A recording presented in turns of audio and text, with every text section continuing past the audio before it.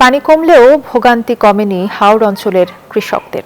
উল্টো শ্রমিক সংকট সহ আরও নানা জটিলতায় নামমাত্র দামে বিক্রি করতে হচ্ছে ভেজা ধান। সব মিলিয়ে নিঃস্ব দিশেহারা উত্তর পূর্বাঞ্চলের বেশিরভাগ কৃষক। সংশ্লিষ্টরা বলছেন, সঠিক পরিকল্পনা ও বাস্তবায়নের ঘাটতি আছে। সেই সঙ্গে অপরিকল্পিত বাঁধ আর নাব্যতার সংকট রুদ্ধ করেছে পানি নামার পথ। প্রতিনিধিদের তথ্য ছবিতে ডেস্ক রিপোর্ট।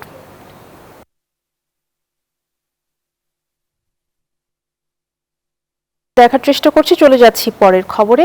টানা ৯ দিন পর সুনামগঞ্জের হাওরে রোদ উঠলেও কাটেনি হতাশা। খলার ধানে গজিয়েছে চারা।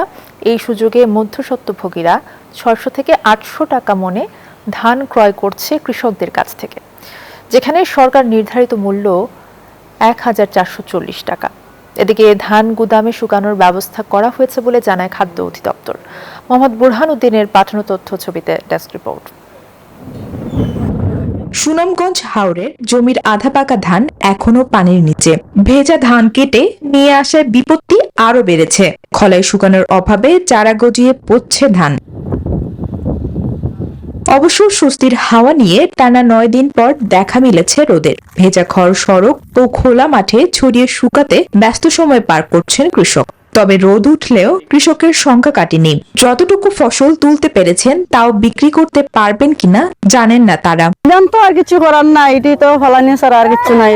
যারা আসে তারা আসলে খাওয়াইব, মানুষ তো আর খাইতে পারতো না। আইয়া ধান নষ্ট হয়ে গেছে।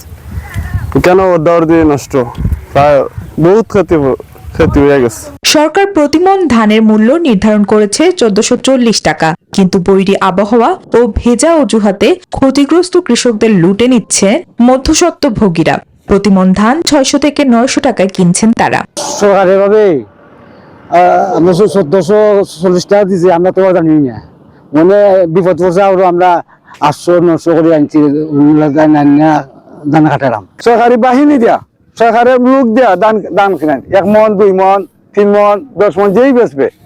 আমরা এইভাবে ধান বেচতে চাই, না হলে আমরা বাঁচবো কিভাবে? বৈরী আবহাওয়ার কথা বিবেচনা করে কৃষকের ভেজা ধান গুদামে শুকানোর ব্যবস্থা করা হয়েছে বলে জানান জেলা খাদ্য নিয়ন্ত্রক। প্রাপ্য মূল্য দিয়ে ধান ক্রয়ের বিষয়ে মাইকিং করার কথাও জানান তিনি। আমাদের খাদ্য গুদামের যারা কর্মকর্তা আছেন, আমাদের খাদ্য বিভাগের যারা লোক আছে, তারা আন্তরিকভাবে চেষ্টা করতেছেন যে কৃষকরা যেন তাদের ন্যায্য মূল্য সরকারিভাবে পায়। কৃষকদের সঠিক মূল্য নিশ্চিত করতে মধ্যস্বত্বভোগীদের বিষয়ে স্থানীয় প্রশাসন সতর্ক রয়েছে বলে জানান উপজেলা নির্বাহী কর্মকর্তা। কৃষকরা যেন ন্যায্য মূল্যটা পান, এর মধ্যে যেন মধ্যস্বত্বভোগী কেউ এখানে আসতে না পারেন, সেই বিষয়ে আমরা উপজেলা প্রশাসন সহ খাদ্য দপ্তরের কর্মকর্তারা সদা সচেতন আছি। জেলা খাদ্য অফিসে তথ্য মতে এবছর জেলায় ২১,৩৪৯ মেট্রিক টন ধান ক্রয়ের লক্ষ্যমাত্রা নির্ধারণ করেছে সরকার। Desk report, news 24।